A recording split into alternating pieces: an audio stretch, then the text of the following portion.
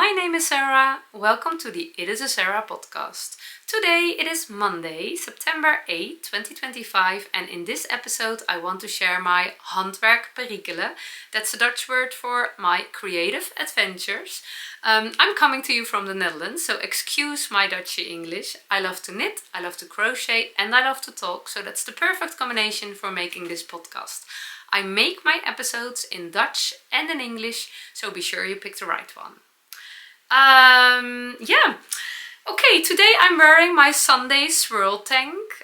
We are having quite warm summer weather still. And although I'm really looking forward to autumn, I'm very grateful that there are a few days I can wear my summer items, because I am really aware that it might be the last day I wear this top in 2025. And yesterday I was wearing something else and I also had the same feeling, because I have some items that I wear all year through, but also quite a few items that I only wear in autumn and winter, or only in spring and summer. And it feels a little bit as saying goodbye to them for a while. So we shall see. I have no idea. I am ready for colder weather, but the weather is not. The Sundae Swirl tank, a pattern by Jessie Maed Designs. I finished it quite recently and I told you all about it in one of my episodes. I will link down below my Ravelry page, and there you can also find the link to that episode. Okay, before I want to show you a finished object, I want to share a little practical YouTube thing. Last week I received some comments, some questions about why I added a voiceover to my episodes, and I was a little bit confused because I thought I didn't add a voiceover. So I searched a little bit and I discovered YouTube has a new option. I filmed it for you, so this is way more challenging for me than talking in Dutch. So I need an extra long introduction to get this perfect out of the way.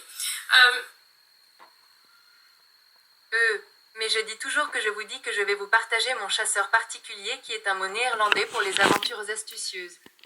I don't speak French at all. Et ce matin, j'ai réalisé que je n'avais jamais eu un bon pressentiment à propos de ce tout petit mot spécifique, astucieux. Ich mag das Wort raffiniert nicht. Es trifft nicht wirklich lang nicht oder ich weiß nicht. Ich weiß nicht. An dem Wort ist nichts aus... In questa parola è assolutamente un mio problema, è dentro di me, ma stamattina, all'improvviso, ho capito che posso sostituire artigianale con la parola creativo, e creativo è la parola giusta, e all'improvviso ho capito perché. ありました。だって、あのヘリコプターの音が聞こえますか？今日は窓を開けて撮影しているんですが。It actually made me laugh very hard because I only speak English. So hearing another language while I was watching to my own head was a little bit weird. I had no idea this was a new option, and I don't think I chose for it. It takes some time before the other languages are uploaded, so when my video is online a few hours, the other languages will be available.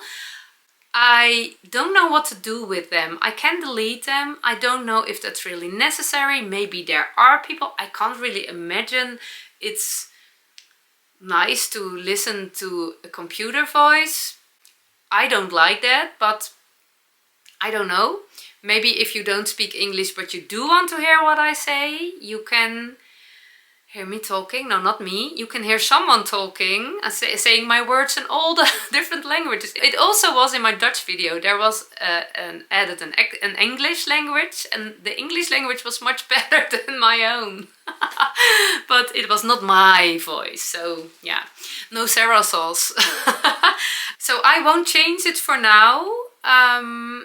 But I hope you know now how you can change it when your settings are accidentally not right. There's more with language settings, because somehow the titles of my videos are also automatically translated. I don't want that, but YouTube is very creative. The YouTube computer is very creative. It's not necessary for me, but you can't put it out. So I will see if I can add something to the title so it's more visible which one is the Dutch one and which one is the English one. But when your YouTube settings are in English and you accidentally pick the Dutch one, you get that American voiceover. It's very confusing, but there's nothing I can do. Okay, finished object. I have a beautiful pair of socks. I finished them before summer holiday, but it was a test knit, so the pattern wasn't out yet. So I saved showing them for now because the pattern is available right now. These are the Botanical Brew Socks. It's a pattern by Manon Overduin. She's a Dutch knitter and also a Dutch dyer. Her company is called Witzomer, and one of my advent calendars, the one I'm crocheting the blanket with, is dyed by her. And she's very talented, and she started designing sock designs. So that's really cool. I think this is her second design.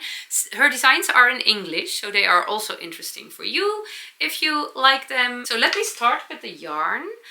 I picked this yarn at my local yarn store. It's a commercial superwash sock yarn and it's called Anel Super Extra. It's a very sweet soft pink color.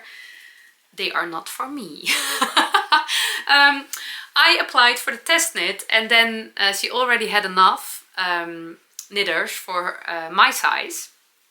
I have size 38. I decided that I wanted to make them for my daughter because she needed someone for size 36. My daughter has smaller feet. So that's also why the soft pink color is happening. But I love the pattern in this color. Manon is inspired for this pattern, I think, while she was having a cup of coffee, sitting next to some tulips on her kitchen table, because the back panel of the leg has this beautiful stitch pattern. It's a combination of a tulip-like lace and some coffee beans running at the sides, and I really love it. It's so much fun, and you can't really see it at the sock blocker because it's happening there, but when you are wearing these socks, it's really showing up as a beautiful surprise at the back of your feet, at the back of your leg, under your jeans, or especially when you are wearing those Birkenstocks or whatever kind of clogs or slippers. My daughter has them too, and yeah, it's looking so much fun. You knit them cuff down, so you start with a twisted rib and then you add at the back of the leg this beautiful stitch pattern, which is not complicated at all. Because I was doing a test knit, I knitted the first sock with the written instructions and the second one with the chart. I prefer knitting lace with following a chart, but you can choose. It's personal preferences, but both options are available in the pattern. Then you knit the shadow wrap short row heel. I think you can change it for every heel you like. What I discovered, normally before I do a shadow wrap short row heel, I always make sure there are 10 rounds with stockinette stitch, because it's a little bit part of the heel. You officially not started the heel already, but because this is around around your heel, it can be nicer to wear with a flat fabric, stockinette fabric. So I always do that. I once heard someone telling, I don't know, actually, maybe Denise from Earth Tone Girls, I can't remember, I think it must be sure, because I learned this heel from her. Manon didn't do that in her pattern, and because I wasn't knitting a test knit, I was following her instructions, and I'm very happy I did, because it's looking so beautiful while you are wearing them, and it's not annoying at all. It's just the lace pattern is going as deep as possible, and it's more beautiful than when I would have done it my way. So I'm very happy that I tried this for once, so I will remember that when I will knit socks in the future. The foot part is all plain stockinette, and that makes it an interesting work in the beginning and an easy peasy in between work for the foot, and then you can do the other sock, and yeah, Really, really lovely. I definitely want to make myself a pair of these socks. My daughter did wear them in her clogs, and she loves to wear her hand knitted socks over a regular sock. And she had those lovely white socks with that scalloped border, and it peaked above the ribbing, and it was looking so sweet and so nice. And I thought, I want a pair myself too, especially for this time of the year. I am wearing Birkenstocks for months, and I didn't wear socks for months, but now it's getting a little bit more chilly in the mornings and the evenings, and the temperature will drop this month, and then it can be very nice to have such a pair of socks in your Birkenstocks, and of course also in sneakers or other shoes. I don't think it will happen for me this month because I have enough other plans. If I would have the time, I would definitely cast on a second pair. A pair. I will do it one day because it's a lovely pattern. So, Botanical Brew Socks. Pattern is available on Ravelry. I will link down below my Ravelry page, and then you can find the pattern too if you are interested. I have a little tiny basket filled with those little tiny baby mini skeins, which are making me very happy at the moment. I had an appointment a few weeks ago, and I thought 5 minutes before I need to leave, oh, it would be lovely to make some mini skeins. And I made a few, but not as much as I want to because I did run out of time. And I thought how much fun it would be to have a mini skein stash you can share with your friends or make little gifts or whatever. And last week I was at midnight at my local yarn shop and I decided last year I would never visit a yarn shop without buying something. I'm at that level in my yarn stash, I don't need anything, but I do love to visit yarn shops. Sometimes they organize something, sometimes I go with friends, and I love to meet the people of the yarn shop. So I decided when I visit a yarn shop, I will buy something. Doesn't matter if I need it, I will buy something. When I don't know what to buy, buying sock yarn is the most easy for me. And yeah, I know if you saw my episode from last week, I don't need sock yarn. I know, it's my weak point, but it was supporting the yarn shop. But when I was at home, I decided let's start with making mini skeins. I filmed a little bit for you, so let's go to that. I make those mini skeins with a tool which is called Niddy Noddy. I'm not quite sure if it's actually a brand name. I don't have the original brand. This one is made by a Dutch knitter. Her name is Monique, and she made it with her 3D printer, and she kindly gifted it to me a few years ago. I will link her Instagram shop down below in the show notes, but I'm not sure if she still makes those Niddy Noddies.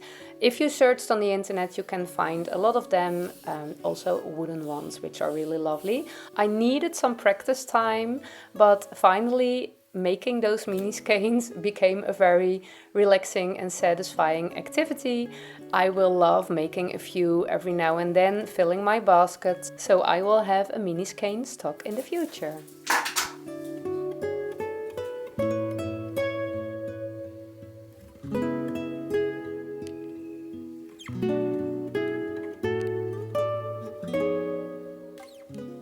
When you want to make something with those mini skeins, it's important that you turn the mini skein into a yarn ball or a yarn cake. And you can do that by hand, but I want to show you two of my favorite tools. This is my Woolwinder.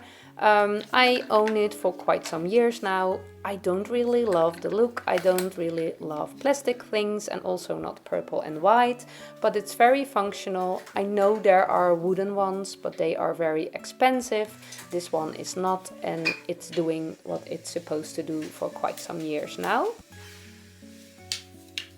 This is my yarn umbrella or yarn swift, whatever you want to call it. In Dutch I call it een wolparaplu.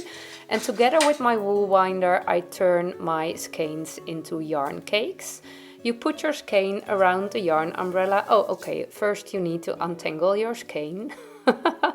Then you put it around your umbrella, and most of the time you need to cut a few little yarn ends which keeps the yarn skein together, and then you can attach the yarn to your wool winder, and then it's time to wind.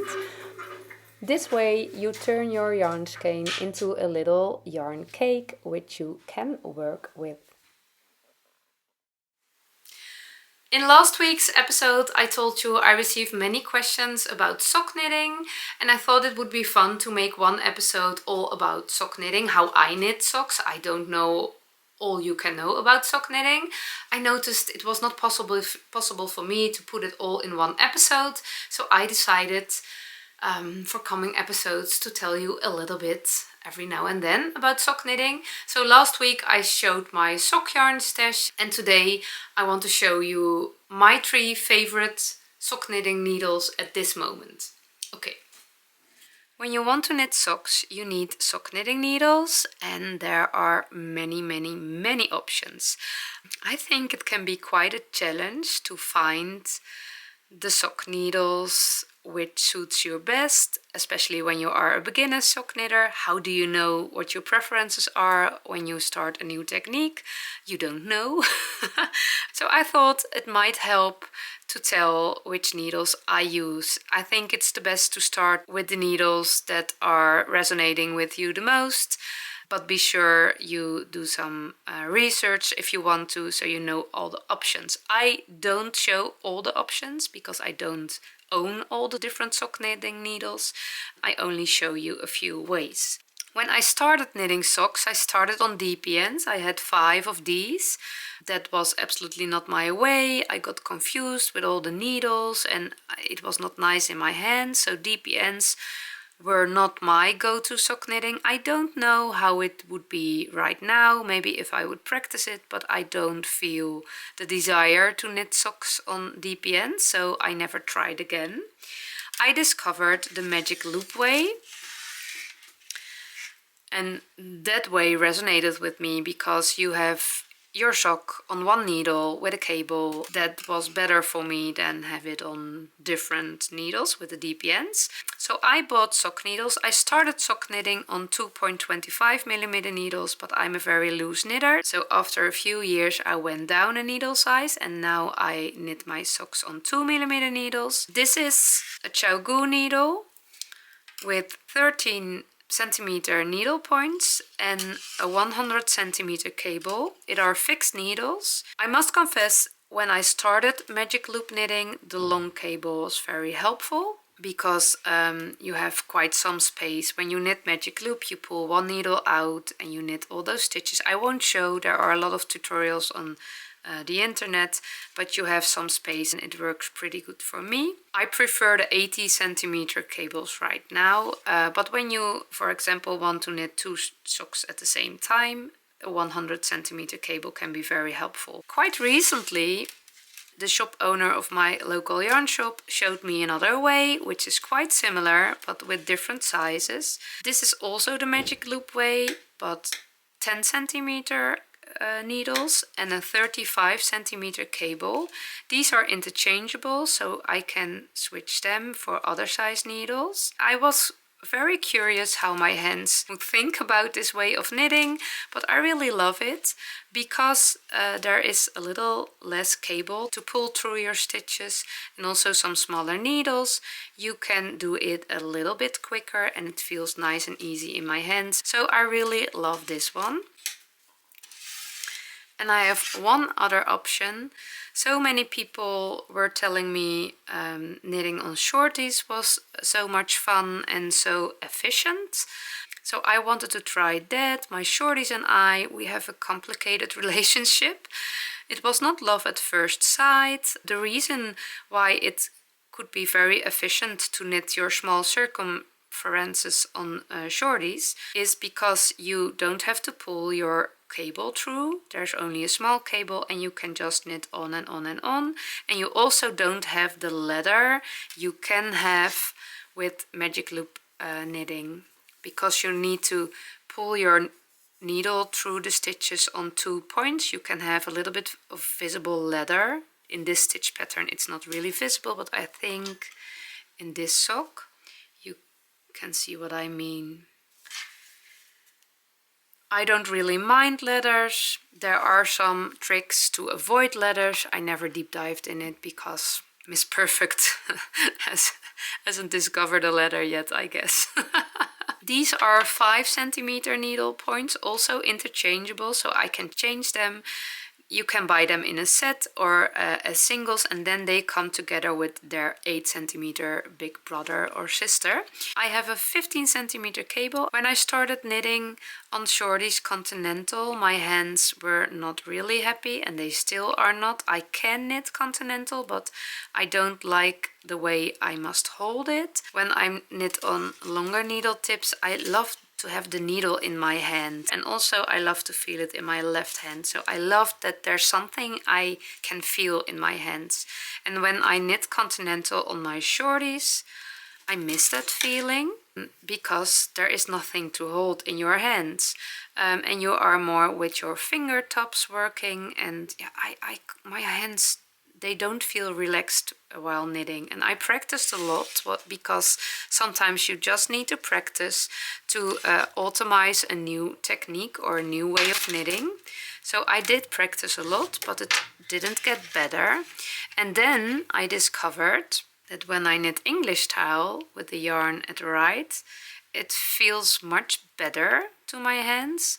The way I hold it English style is suiting me better than continental style. I can't do it as endless as continental knitting, and it goes a little bit slower, but my hands, they do like it for a while, so that's really nice. Be aware when you knit on the shorties, you need something to finish the toe, because this is the circumference, and when you are decreasing for the toe, there is the circumference is just too small to knit on shorties, and you don't have the extra cable for knitting magic loop. So when you have a little bit of a longer cable, 35 centimeter for example, in a set, you can attach that cable to the shorties when you are at the toe. I did knit the shadow wrap short row heel in my first sock, and that was perfectly fine on this needle size. Just knit back and forth on half of the stitches, and I didn't have to change needles. I don't know how it's with heel flap and gusset.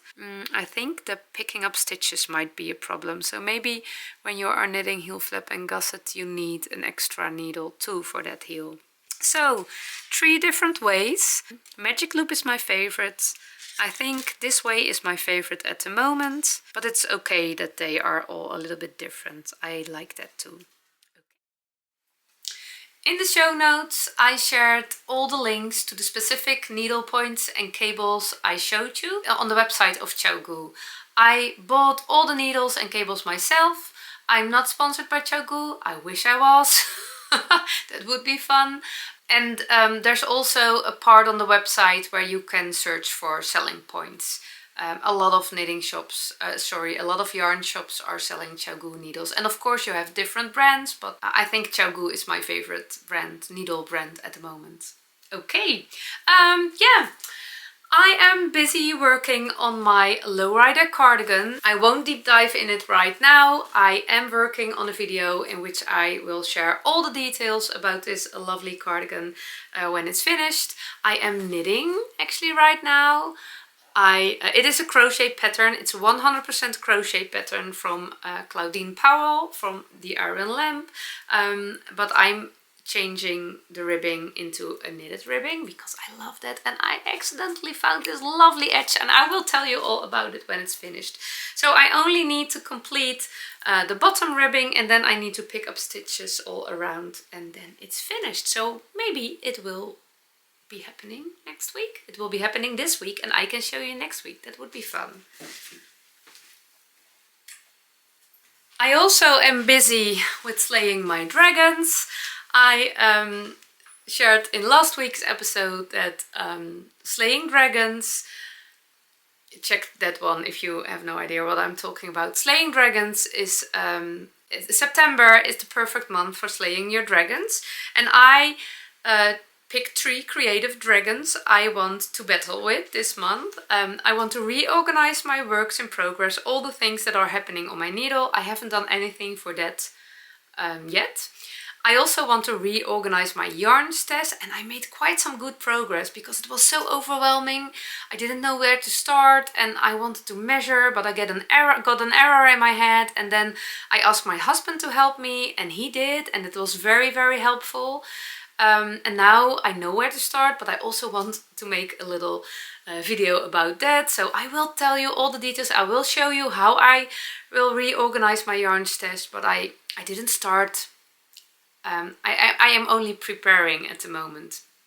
So small steps, but the reason why I'm mentioning it right now, if you are slaying dragons, if you want to learn something new, if you want to reorganize your dragons, most of the time are quite out of your comfort zone. It can be helpful to ask someone to help you. I was really struggling and doing nothing, and then I asked my husband to help, and it was just a little push, and then I know, oh yeah, now I do know what to do. So that was really nice. My third dragon is re-knitting my vintage cardigan, and I took the first step today. I put the yarn in a basket.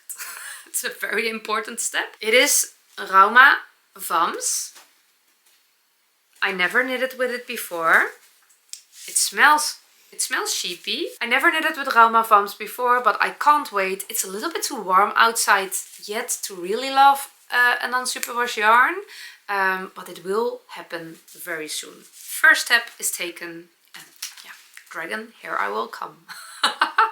Okay, this was it for today. I hope you enjoyed this episode. I did. I wish you a very good week. I hope you will have some heart jumping moments. If you can't find them, create them, because we need them. Thank you for watching, and I hope to see you next time. Bye bye.